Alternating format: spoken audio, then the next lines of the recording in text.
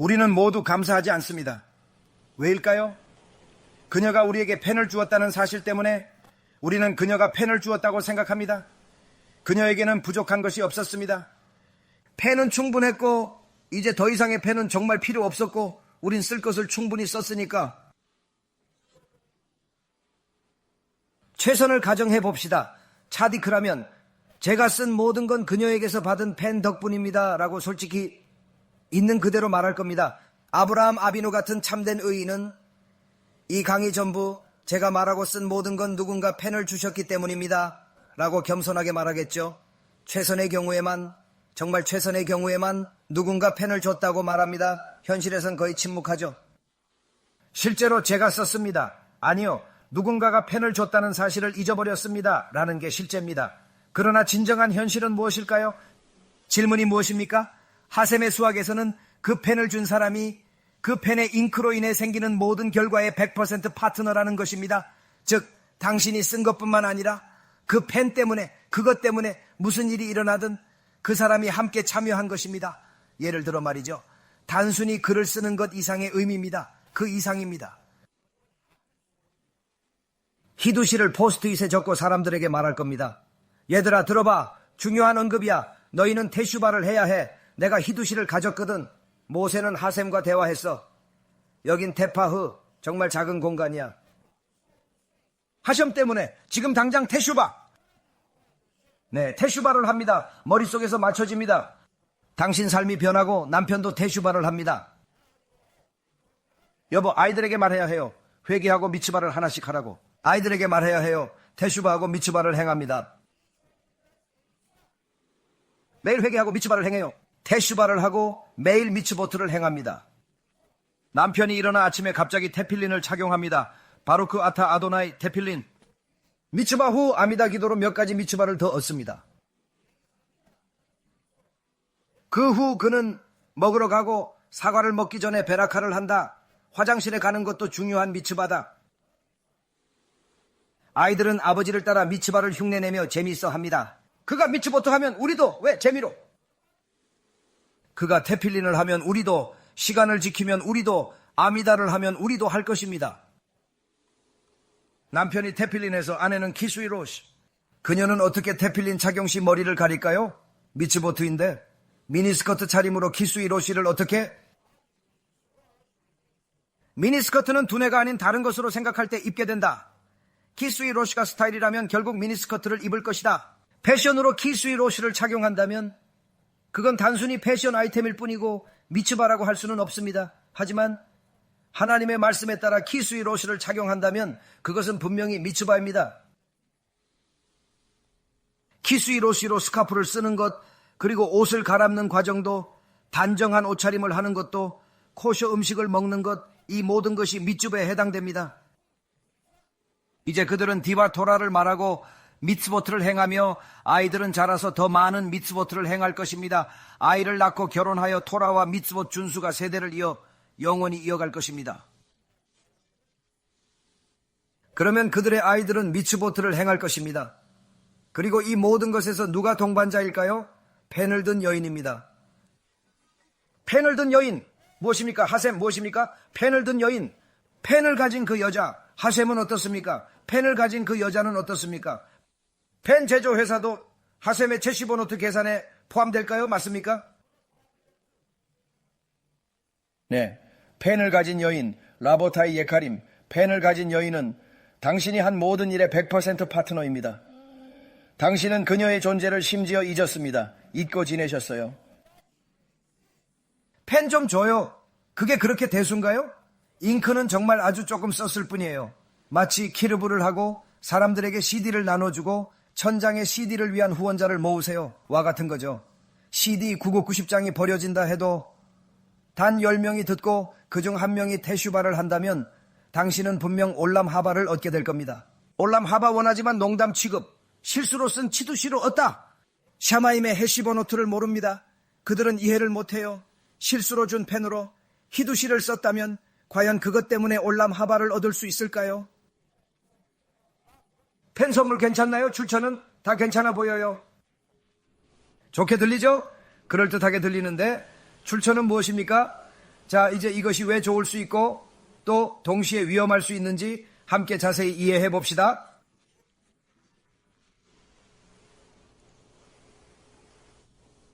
먼저 좋은 것부터 시작하겠습니다. 사물의 가치를 이해할 때, 모든 것의 가치를 이해할 때, 심지어 펜 하나도 영원한 가치를 가질 수 있다는 것을 이해하게 됩니다. 무엇을 누구에게 물어볼지 훨씬 더 신중해지기 시작합니다. 서서히 오직 하나의 근원에게만 물어볼 수 있다는 것을 깨닫게 됩니다. 누구일까요? 하셴.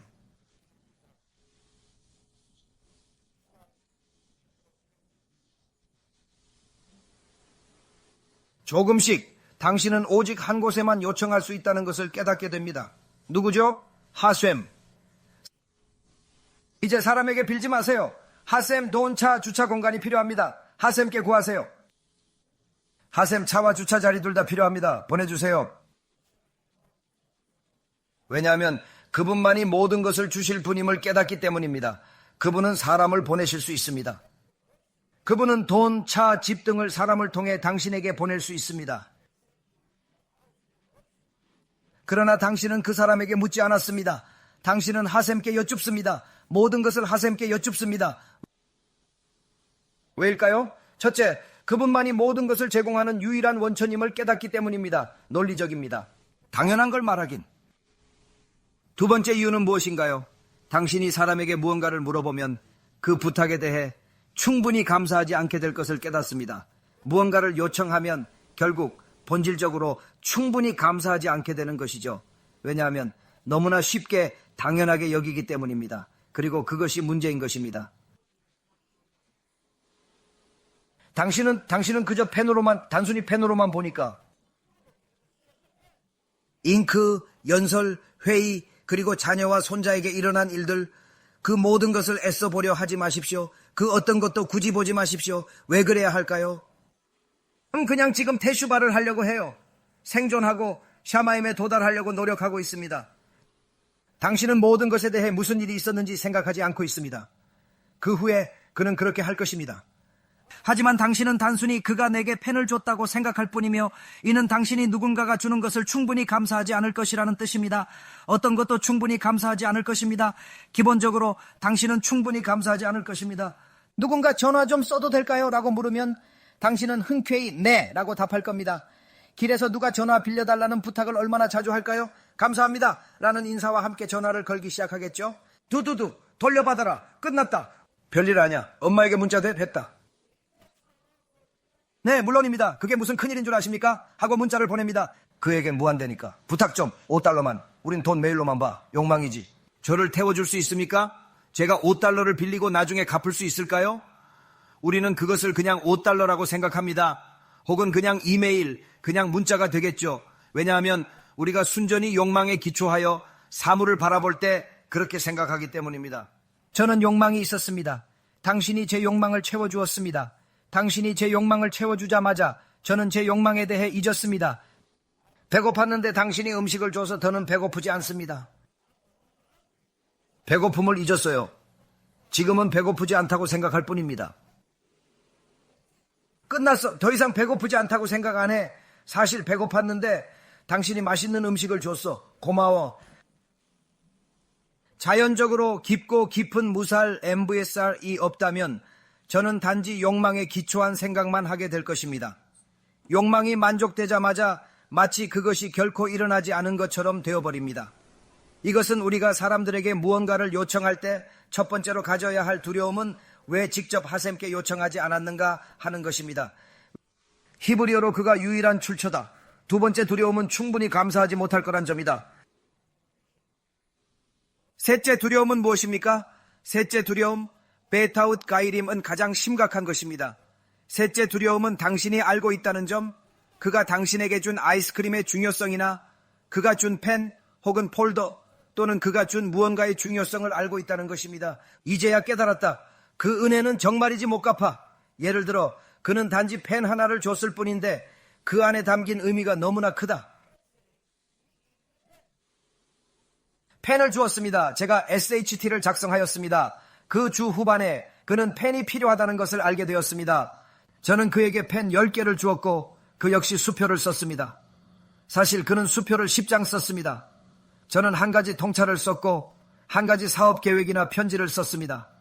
아니면 그가 작성한 것과 내가 작성한 10개가 같은 건 아니다. 그것이 내가 그에게 보답했다는 뜻은 아니다. 왜?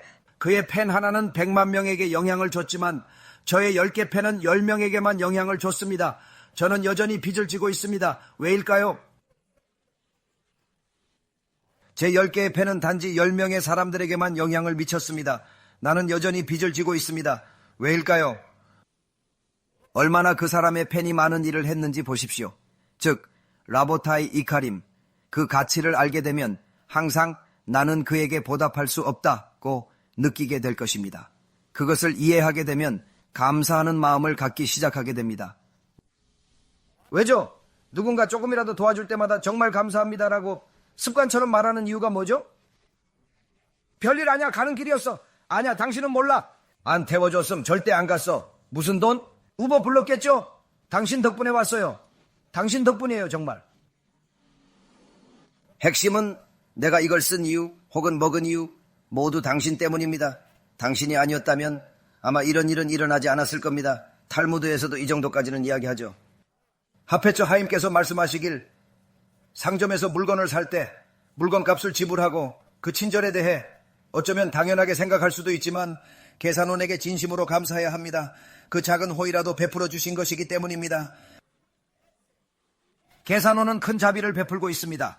돈을 받지 않고 영수증을 주지 않았다면 음식을 못 얻었을 테니까요. 무슨 뜻이죠? 누가 그래요? 계산대 덕분에 먹는 건데 이렇게 친절한데 딴 데 갈 리가 있겠어요? 절대 없죠.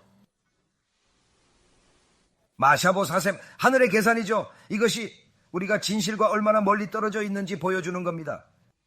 깊습니다. 깊습니다. 이해한다면 정말 깊을 겁니다. 이제 우리가 진정으로 원하는 건 하셈에게 우리가 필요한 것을 요청하는 것임을 압니다.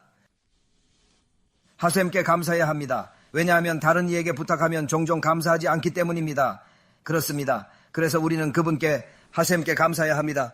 또한 우리가 진심으로 감사를 드린다 해도 그분께는 제대로 충분히 보답할 수 없음을 우리 모두는 압니다. 우리가 받은 게 너무 커서 갚을 수 없습니다. 샌드위치를 줬다 줘도 내게 미친 영향은 그에게 미친 영향과 매우 다릅니다. 제가 지금 당신에게 펜을 주고 있다는 것을 아셨습니까? 이제 이 모든 것의 위험은 무엇일까요? 아직 첫 100개의 무사르 교훈 수업을 제대로 배우지 않고 여기서 시작하는 누군가가 갑자기 이 펜이 도대체 어떤 종류인지 아십니까? 라고 너무나 쉽게 말할 것입니다. 더 큰 문제가 될 수도 있습니다. 이 펜으로 당신의 인생을 바꾸세요. 단지 고마워 마세요. 펜으로 목숨을 구했으니 내게 빚진 것. 그들은 갑자기 모든 행동이 가치 있다고 여기며 모두가 빚졌다고 생각한다. 개말에서 좋은 손님은 환대에 감사하고 노력을 알지만 나쁜 손님은 친절을 당연하게 여긴다고 합니다. 좋은 손님은 음식을 제공받을 때 그는 보세요. 제 영예를 위해 이렇게 놀라운 음식을 만들다니 정말 훌륭한 주인입니다. 이 모든 음식을 제 영예를 위해 정성껏 만들었는데 정말 맛있고 훌륭하고 너무 좋습니다. 라고 기쁘게 말합니다. 와, 음식 준비해줬네. 좋은 손님이다. 나쁜 손님이란 무엇인가? 나쁜 손님은 무엇이라 말하는가? 나쁜 손님은 라보타이 말하길 그는 어차피 먹고 있었어. 문제 커서 옆에 앉았다. 어차피 먹고 있었고 안 주면 상할 음식이었다.